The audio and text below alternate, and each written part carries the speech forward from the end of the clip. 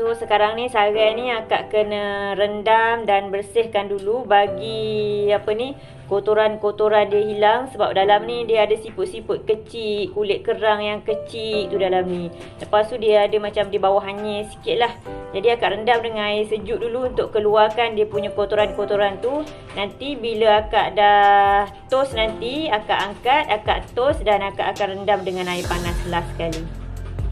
Okey, bahan untuk buat sambal tumis ni, bawang merah, bawang putih, serai. Yang ni nisel, akak akan tambah budu sikit. Lepas tu kita kena guna santan dan cili kering yang dah di blender. Yang ni akak guna cili boh je. Lepas tu satu lagi bahan yang kena ada adalah asam keping. Tapi sebab akak tak ada asam keping, jadi akak tak gunalah. Yang ni bawang putih, bawang merah dengan serai ni akak akan blender kejap lagi. Serai ni kalau ikutkan kita boleh ketuk ataupun titik je. Tapi sebab akak nak test akak punya blender ni, jadi akak potong dan akak masukkan dalam blender ni.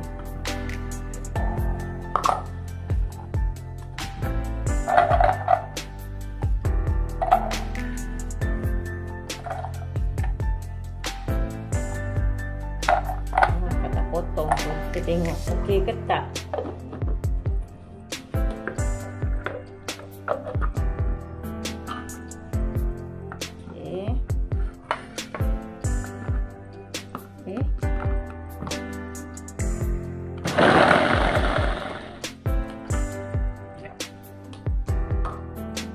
Kita panaskan minyak dulu.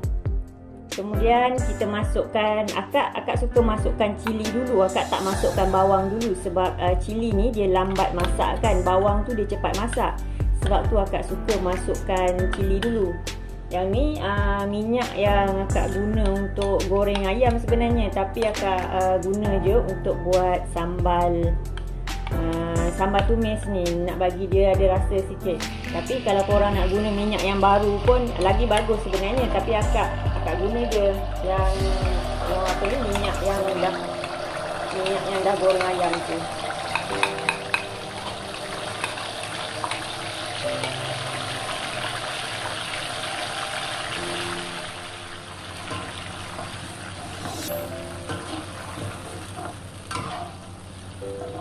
Akak guna cili boh, jadi rasa dia tak berapa nak sedap lah. Kalau kita guna cili kering tu, yang kita blend tu, dia rasa dia sedap sikit.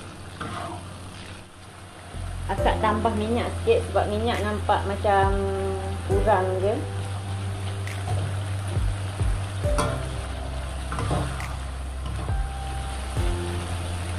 Kemudian kita masukkan bahan yang blender tadi.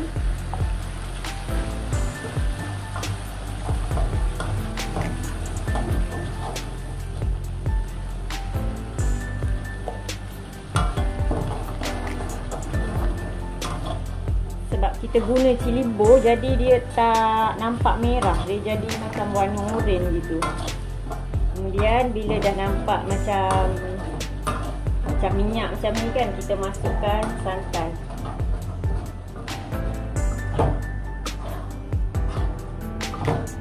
Yang ni pun kita kena tunggu dia pecah minyak juga lagi.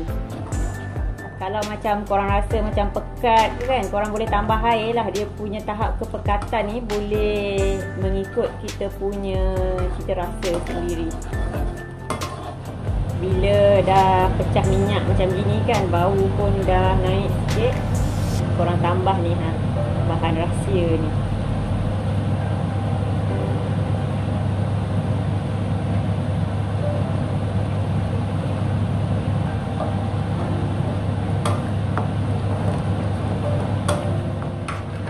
Dan kita masukkan nisel ni dalam ni. So tak payah tambah gula lah.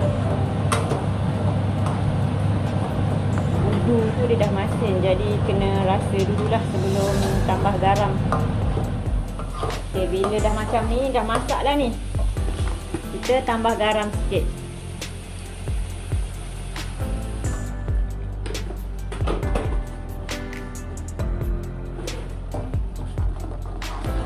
Okey, dah siap kita punya sambal tumis untuk kita makan dengan kerabu sarai ataupun kerabu sarang. untuk buat kerabu dia, mula-mula kita masukkan sarai ni. Ini akak dah basuh dengan air sejuk. Akak dah rendam dengan air sejuk 2-3 kali. Dah toskan, kemudian rendam dengan air panas.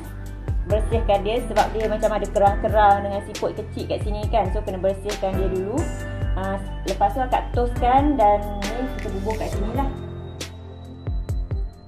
Kemudian kita masukkan kelapa goreng. Yang ni kelapa goreng yang akak beli yang dari Shopee ni.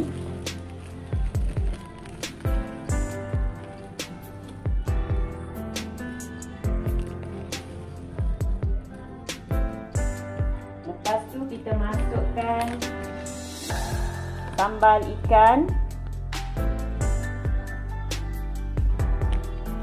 Bila kita buat sendiri ni, kita boleh bubuh banyak mana yang kita nak lah.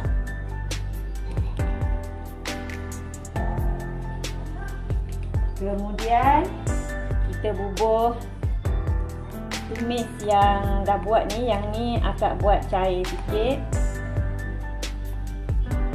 Yang ni kita akan gaul dia. Bila nak makan, gaul semua sekali. Nama pun kerabu kan, jadi kena gaul lah.